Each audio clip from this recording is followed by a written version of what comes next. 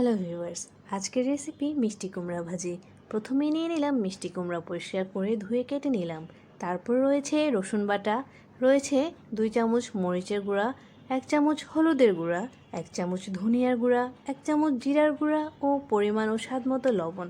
রয়েছে পেঁয়াজ কুচি ও ফাড়ি করে কাটা রাখা কাঁচামরিচ, সাথে রয়েছে সয়াবিন তেল। প্রথমেই আমি চুলায় একটা ফ্রাই প্যান বসিয়ে দিলাম। যেহেতু এটা ননস্টিকের, তাই কম তেলের মধ্যেই আমি আজ রান্নাটা করে নেব। তেলের মধ্যে দিয়ে দিলাম পেঁয়াজ কুচিগুলো, কাঁচামরিচগুলো আমি পরে দিচ্ছি। এবার দিয়ে দিচ্ছি রসুন বাটা দিচ্ছি 1 চামচের মতো। রসুন বাটা দেওয়ার পরে আমি এখন এখানে গুঁড়া মশলাগুলো দিয়ে দিব।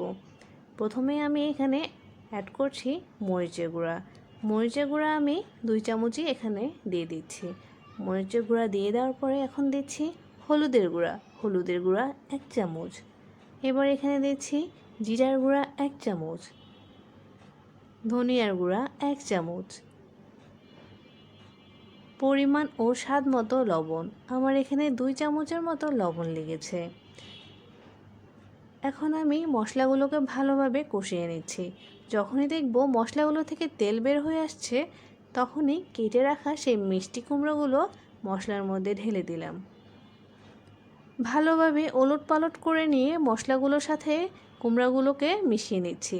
মশলাগুলো ভালোভাবে মিশতে মিশতে আজ আমি আপনাদেরকে জানিয়ে দিচ্ছি মিষ্টি কুমড়ার কিছু গুণাগুণ।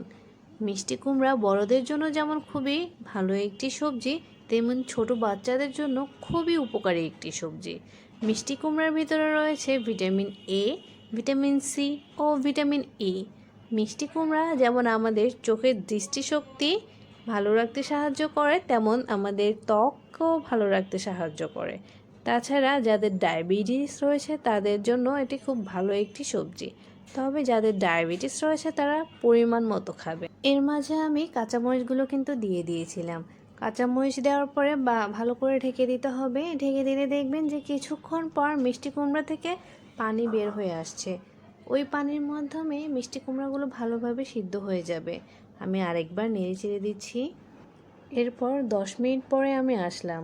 10 মিনিট পরে দেখছি যে মিষ্টি কুমড়াগুলো খুব ভালোভাবে নরম হয়ে গেছে। দেখতেই পাচ্ছেন কতটা সফট এবং সুন্দরভাবে ভাজিটা হয়ে গেল। অল্প উপকরণ এবং দ্রুত সময়ে এই রান্নাটা আপনারা যে কেউ বাসায় করতে পারেন। মিষ্টি কুমড়াগুলো নরম হয়ে গেছে। এখন এটা পুরোটাই রান্না শেষ হয়ে গেছে। এখন আমি এটা বাটিতে ঢেলে এর ওপরে ধনেপাতা ছিটিয়ে গার্নিশ করে দিচ্ছি। এই ভাজি গরম ধোয়া ওঠা ভাতের সাথে পরিবেশন করবেন, দেখবেন সবাই চিটেপুটে খেয়ে ফেলছে। ধন্যবাদ সবাইকে। আমার চ্যানেলটিকে লাইক, শেয়ার ও সাবস্ক্রাইব করে পাশে থাকবেন।